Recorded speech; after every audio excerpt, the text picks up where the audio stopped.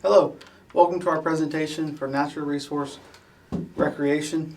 My name is Bryce. And I'm Cole. And our project is Paradise Public Fishing Area Discovery Trail Extension. Our stakeholder for this project is Dean Barber.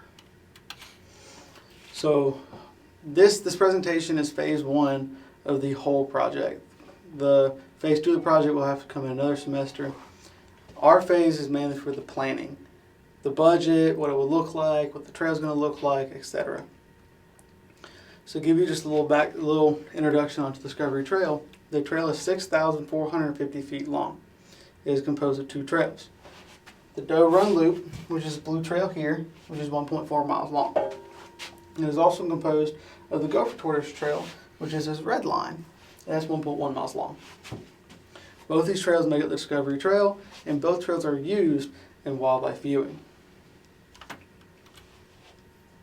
Some of the proposed goals Dean Barber set for us were to highlight certain habitats out there, add benches and a boardwalk, create new maps of the proposed trails, and update the current kiosk.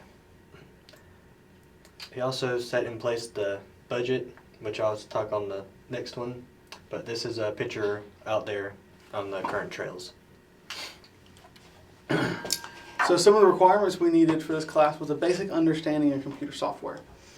ArcGIS was the main one we used. We also used QPublic and Google Earth. QPublic was used to bring in the boundaries of the PFA. We used that to make sure that our GPS units weren't over some private property. We did notice during the project that Paradise's markers and QPublic's line were off. And it was by a good margin. So we used Google Earth to help us in correcting some of that.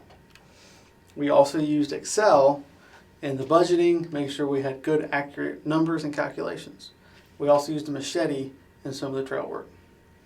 While we were doing the trail work, we also required a GPS so we could drop points. That way we can then upload those points into ArcGIS to then turn into the map. And to aid in the completion of the trails, we set 4 steps for the completion. Our first step was to communicate with Dean Barber to get his goals and objectives. Secondly, we took the GPS to record the points and mark locations for the bench and boardwalk. And thirdly, we placed these points into GIS to map the exact location and to get the distances of these new trails.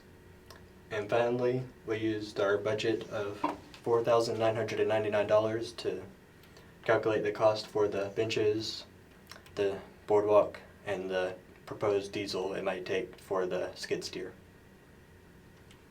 Alright, so first we met with Dean Barber on site. Here he gave us his goals and objectives.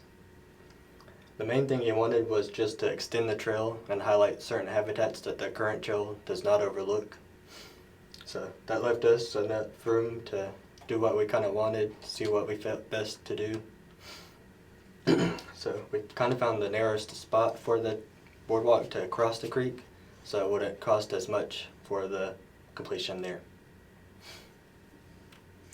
And this was a picture that we found, we took while we were out there. This is a pileated woodpecker that we heard and saw while we were out there actually marking the trails. So while we were out there marking trails, we took a GPS unit. Now that we had a location and a direction to go, we took the GPS and we actually walked mock trails. And while we walked, we were dropping GPS points, trying to highlight any kind of key habitats or any kind of wildlife thing we saw.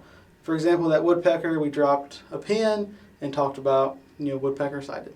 If they wanted to put signage out, because they know he's there, he's in the vicinity, they can put signage, educational, for people to wildlife viewing.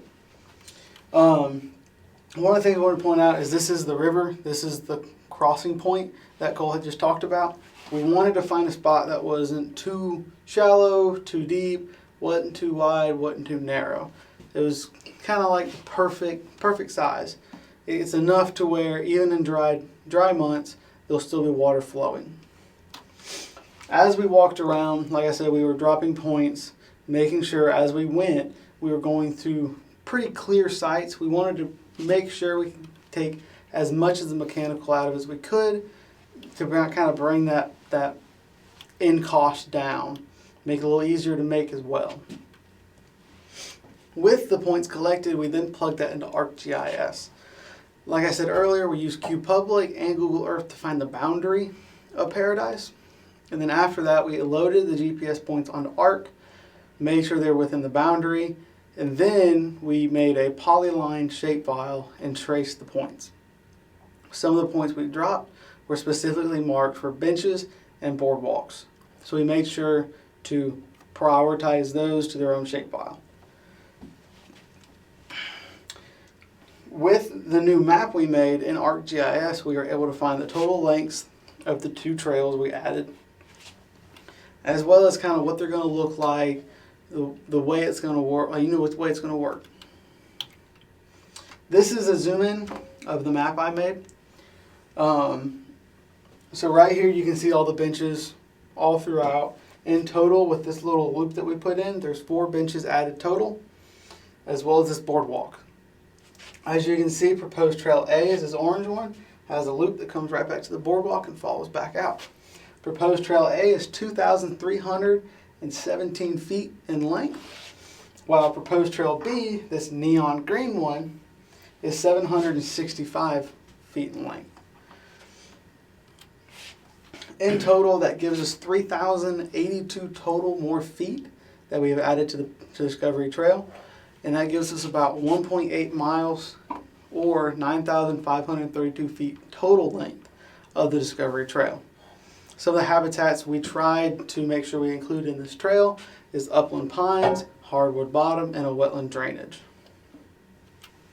And as for the budget goes, as I mentioned before, our total was $4,999. The bulk of this will come from the boardwalk and the benches. So for the boardwalk, we gave Mr. Dean 2 options to choose from for the style. The first one was from Reed Bingham, and the other was from the ABAC Nature Study area. At the end, he chose the style from Reed Bingham just for ease of use for everyone. And as for the benches, there are 4 of them we chose. So if they want to do more or less, it costs about $115 per bench. And we chose these locations for the benches based on their distance from one another and also the different habitats they overlook. And as for the diesel goes, we did by gallon per what the skid steer we use. We based that on the current Georgia average in March 2025. So, like I said before, in the future, phase 2 we would like to see put in, and that is the actual construction of these trails. Like I said, this is just the planning, the aspect of this of what is it going to look like, what's the budget going to be, and how is it going to roll. So phase 2, like I said, will be the actual application of this proposed plan. This picture right here, this is the picture that Cole actually found this while we were walking trails. It is a deer shed that has been chewed on by rodents. We thought it was pretty cool. Plus it adds on to the wildlife viewing aspect, which is what these trails are for, is pulling people in, trying to get them to get out in the woods, trying to get them to visit the PFA for other reasons than just fishing. All right, and something else I wanted to add in, this area that their trails are in is not in their burn rotation, so we don't have to worry about current or frequent fires in the area. So, thank you for joining us for this presentation of our project for Natural Resource Recreation spring semester of 2025. My name is Bryce. And I'm Cole. If you have any questions about this project, any questions about the trails themselves, or anything about this presentation in general, you can always email me at mhooley@stallions.abac.edu. Or you could email me at bwhitworth@stallions.abac.edu. Have a great day. Thank you.